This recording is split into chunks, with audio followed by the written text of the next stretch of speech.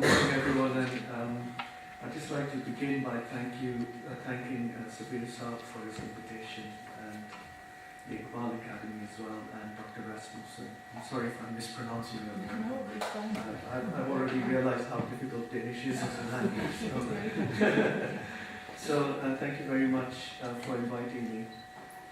So I just want to begin by saying two kind of general things. One about the poetic in Iqbal's work, and the other about the notion of modernity, which is kind of in the title of the seminar series. And really, I think when we're thinking about Iqbal, the key question is, what role does the poetic play in modernizing Islam? Because it seems to me that poetry can do things that prose can't. And we need to think about why Iqbal, when he was reconstructing Islam and rethinking about Sufism, did most of it in poetry rather than prose. So what is it that poetry can express that prose can't when it comes to modernizing Islam? Because he obviously chose to write in poetry mainly. And I think that's an important question that we need to think about. The second thing I want to talk about just briefly is modernity, and there are, I think, two important points here about the concept of the modern. The first is, I think we need to talk about, when we're thinking about Iqbal and other writers, including, for example, his predecessors like Al-Afghani or Sir Syed Ahmad Khan, is that European colonialism brought the disruptive effects of modernity to India and the Middle East within a very short space of time. When Iqbal wrote, a substantial proportion of the world's Muslim population lived under European colonial rule. Some historians think more than half of the world's Muslim population were under colonial rule. And this meant that Indian writers like Iqbal and others had a very distinctive perspective on modernity that European thinkers might not have had. And that's something that we need to take into account, that the experience of modernity in the Indian subcontinent under colonialism is very different from the experience of modernity in Western Europe and North America. And that's something which I will talk about. So the question is really, I'll come back to that. And the second thing I want to talk about, I want to just say in general about modernity and colonialism in India, out of which Iqbal emerged, is that I think there are four things about colonialism which are important here. The first is it enabled a new kind of intellectual cosmopolitanism amongst Indian thinkers and writers, because it enabled the circulation of texts and ideas in multiple languages and translations. In fact, it created what historians have called cosmopolitan thought zones. And you only have to read Iqbal's reconstruction of religious thought in Islam in 1934 to see how cosmopolitan a work it really is, and its wide range of references to both Muslim thinkers and European thinkers, brought together addressing central questions in his reinterpretation of Islam. So when we're thinking about the rethinking of Sufism in modernity, we need to think about how Indian writers like Iqbal were part of this global intellectual cosmopolitanism made possible by colonialism. So one of the paradoxical effects of colonialism was this creation of a culture of intellectual cosmopolitanism, out of which, and rethinking Sufism was part of that cosmopolitanism. The second thing is that this cosmopolitanism had also a literary and poetic side to it. So you only have to think about Iqbal's Javed Name, as they say in Persian, or in Pakistan and India, the Javed Nama. I don't want to start a riot anyway, about how to pronounce it. But you only have to look at that poem to see how cosmopolitan it is. So it has reference, its characters include Rumi, Al-Afghani, Nietzsche, Tolstoy, and its models are not just Rumi's Masnavi, which it critically engages with, but also Dante's Divine Comedy, Milton's Paradise Lost. So I think the other thing that we need to think about here when we talk about colonial modernity and Iqbal's poetry and the reconstructions of Islam is that actually paradoxically colonialism had another effect on Indian writers as a whole, and Iqbal is part of a general intellectual landscape in 20th century, the 20th century Indian subcontinent, which is that they had to manage an expansive range of new material. So the problem, actually, in creative terms, that colonialism posed for them was not constriction on their creativity, but how do you manage this expansive range of new material? How do you manage this new range of European thought that is now being made available to you through translation? And in fact, the problem, therefore, is both the promise and the anxiety that creative choices presented to writers like Iqbal, because now writers had the freedom to move across traditions and to appropriate and select the traditions they needed for their poetry and their reconstruction of Sufism. So they were able to use both European literary traditions and Islamic and Indian literary traditions to call upon in recreating Islam and Sufism. So the issue, therefore, paradoxically, is one of how colonialism was politically and economically oppressive, but it also led to intellectual ferment and creative choices. And that is what I think is central to Iqbal and his rethinking of Sufism. And the third feature about colonial modernity, which I think is important and is underplayed, particularly in contemporary media representations of Islam, is that what distinguishes the colonial age in the subcontinent during the period of British rule is that as far as religions are concerned, it was an age of definition and redefinition. In fact, Indians, both Muslim and Hindu, rethought the basic categories of religion as a result of colonialism, and the basic nature of their practices. And Iqbal's reconstruction of Islam is part of that basic rethinking, going back to first principles of what it means to be religious, what does it mean to be a Muslim. And in fact, even orthodoxy was being reconstructed in this period as a result of colonialism. So, just to pause here, it seems to me that the context for rethinking Islam in the age of modernity was obviously a global one, but what we have to understand is this kind of split in the effect of colonialism. On the one hand, politically and economically oppressive, on the other hand, leading to intellectual ferment, artistic and literary creativity, and profound reflection and analysis of oneself and one's own traditions. In other words, colonialism produced a kind of intensity of self-knowledge amongst thinkers like Iqbal, which I think was part of their distinctive perspective on modernity. And it seems to me that histories of modernity don't take this into account enough. They tend to focus very much on kind of European thinkers.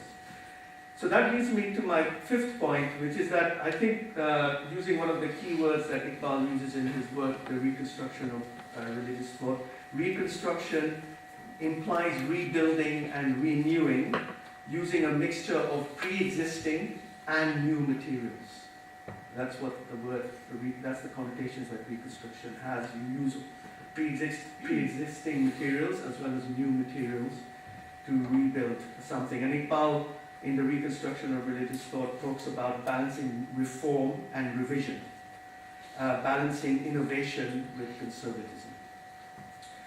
So basically what's important here is that to reconstruct and modernize Islam for Iqbal, this involved distancing oneself from one's traditions. It might also even more radically involve kind of willing alienation from one's traditions. In other words, to reconstruct Islam, you have to alienate yourself from its traditions in order to modernize it. And that is a choice that Iqbal made. And that, I think, is clear from his Urdu letters, which I looked at, where he actually makes it clear that he was very much inclined towards Sufism and inclined towards the monism of Ibn Arabi. So he says that, for example, in a letter of December 30th, 1915. But then he says he fought an internal and fearful struggle, and he uses the word khawfnak jihad, against his natural inclination towards Sufism. So on the one hand, he's drawn towards Sufism. On the other hand, he says he had to fight against that inclination towards Sufism. And the reason he says that is that it's because of the demands of the time that he had to alienate himself from Sufism. He was constrained, he says, by the needs of the time to define himself against fana, or the annihilation of the self in Sufism. So the point here really is that colonialism produces, I think generally, and colonial modernity produces a split identity. And what Iqbal was doing was negotiating that split in his poetry in order to reconstruct Islam. So he was perfectly at home in Sufism, but because of the colonial and modern context, he felt he had to redefine himself against it. And the key point here is Khudi, all of you will know that that's his key idea, or selfhood. And the issue here is basically an attempt to recreate agency, an Islamic agency in a newly modern context and in the colonial context. So the question here is the question of agency and the power of agency. And it's that which he that which he defines against mystical notions of fana, which, as you know, is the loving annihilation of the individual self in the presence of God, often represented as the beloved. So Shimel, for example, talks about it as the nullification of the mystic in the divine presence. And Iqbal actually defines it in the development of metaphysics in Persia as a sense that all feeling of separation is ignorance. All feeling of separation is ignorance.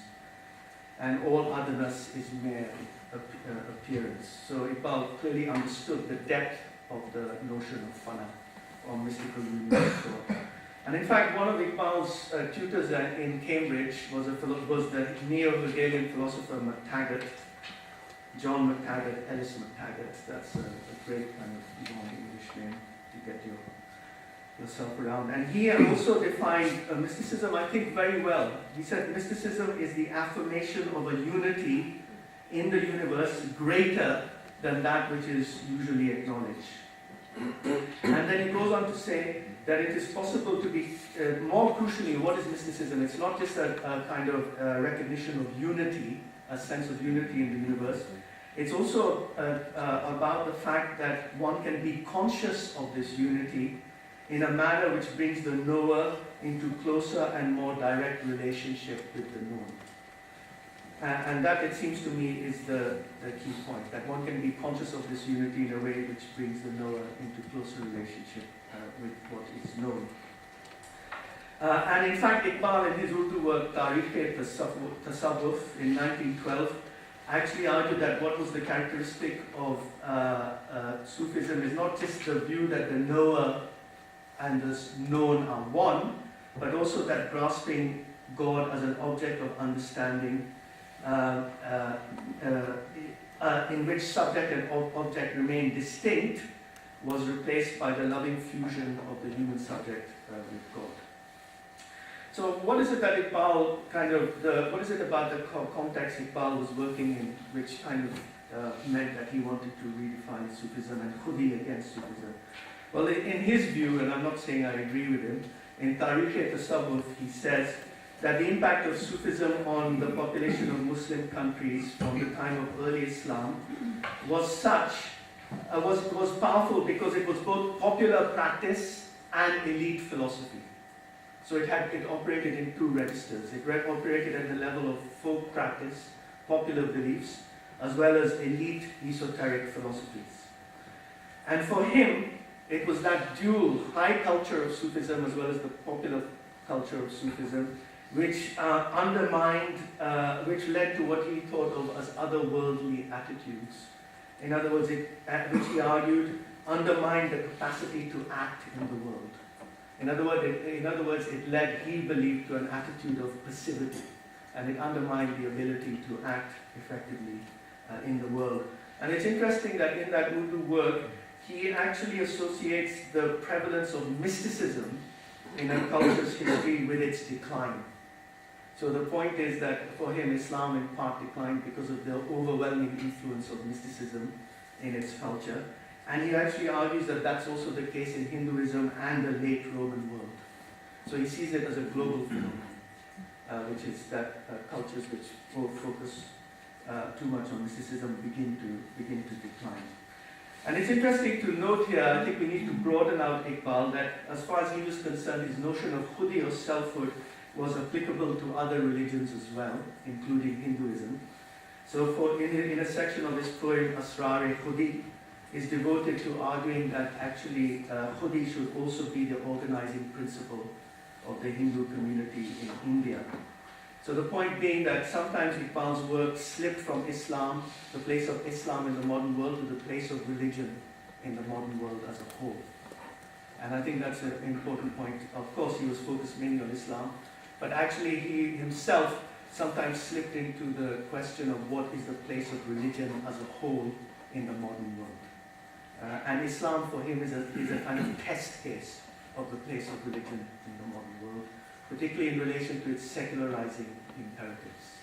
And there are many references to Christianity in his work, where Christianity for Iqbal is a kind of cautionary tale about what would happen to religions if they succumb to the secularizing imperatives of modernity. So what is the key idea in Iqbal's khudi? I mean, many of you will know this, so I'll just summarize it quickly. His key idea of khudi is that the closer a human self approaches God, rather than losing their individuality, which is what happens in fana, they become more individuated.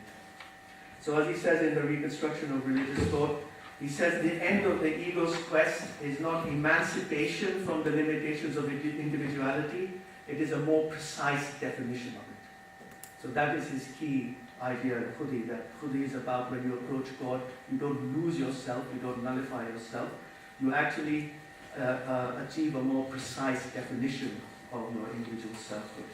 And he goes further, he reinterprets the Quran and he says it is with the irreplaceable singleness of his individuality that the finite ego will approach the infinite ego. Whatever the final fate of man is, it is not the loss of individuality. So that actually is kind of, in many ways, quite a bold statement for two reasons. First, he applies his master language of individual selfhood to God and to man. You will have seen in that quotation, he refers to both God and man as ego. And why that's important is because for him, it's clear, I think, and I think some people have argued this and I agree with them, is that the relationship is that God and human beings are ontologically equivalent.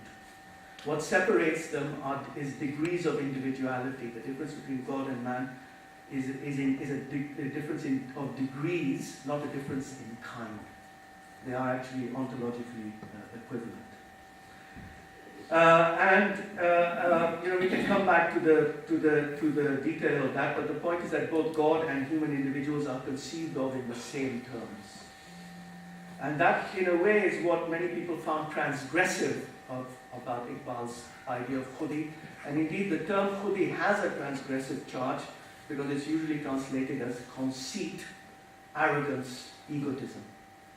Okay, so he is quite clearly chose a term which was meant to be transgressive, which was meant to be revolutionary. So that's I've got a few other things to say about, there are many references to this in the Reconstruction of Religious Thought. But I just want to say a few things about the concept of love in Iqbal, because of course the concept of love is very important to Sufism. As Shimal puts it, the whole complex of love was so inexhaustible to Sufis that they invented many different degrees and used different terms to classify it. And in fact, again, Iqbal was very insightful about this, because in the development of metaphysics in Persia, he says that there are infinite degrees of love in Sufism, and for Sufis, the world is, to quote him, an eternal drama of love.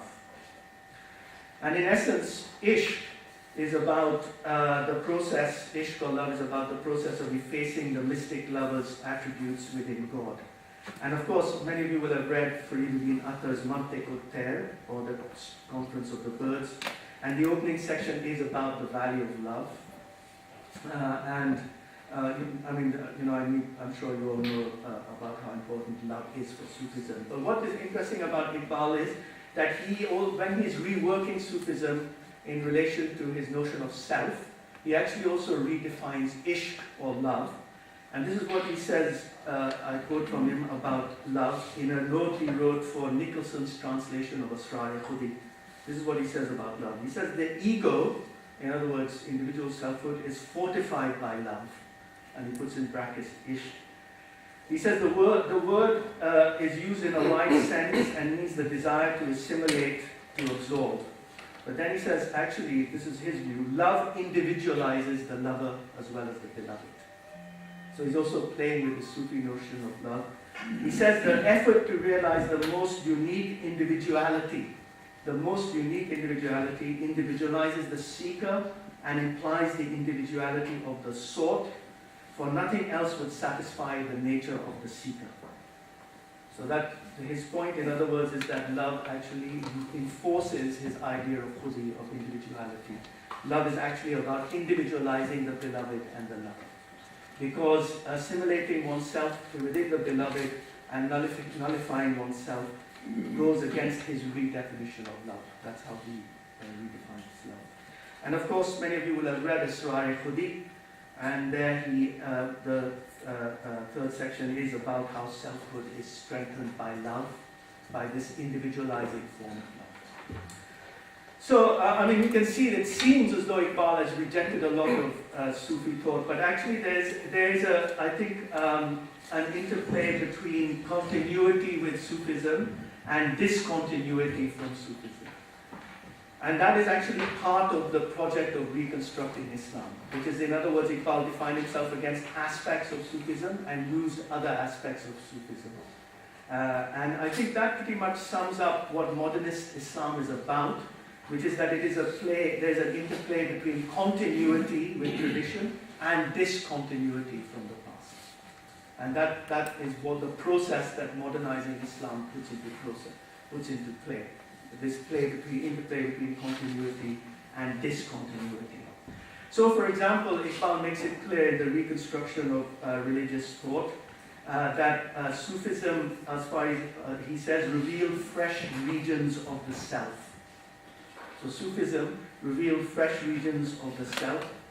And he also goes on to say that mysticism in general has revealed fresh regions of the self which modern psychology has yet to understand, and modern psychology would benefit from. And he actually goes further and says that modern psychology has not, I'm quoting him again, has not yet reached the outer fringe of the subject. While Sufi narratives, he says, gives us an idea of a whole universe of inner experience. So, alongside his rejection of parts of Sufism, on the other side, what's important for him is that Sufism, as he says, gives us a sense of a whole universe of inner experience.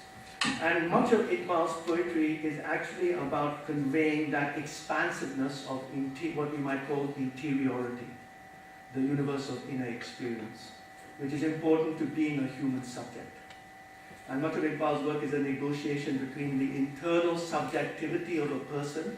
So you could think about the Javed Name as an inner journey within individuality. It's an inner journey within individuality, which is presented as an outer journey through the cosmos. So there are kind of inner journeys and outer journeys in Iqbal's work. But what's important to him is therefore the expansive landscape of interior experience. And he expresses interiority in the internal mind of human beings, often in terms of this expansive landscape in which he's influenced by Iqbal, by Sufism. And in this, and in doing so, therefore, he also recasts Sufi figures like Al-Hallaj, for example. He recasts, which we can talk about later. And also he plays with the figure of Satan as he exists in Sufi traditions. So, as you know, many Sufis saw Satan as the true monotheist. and because he didn't bow before Adam. But Iqbal actually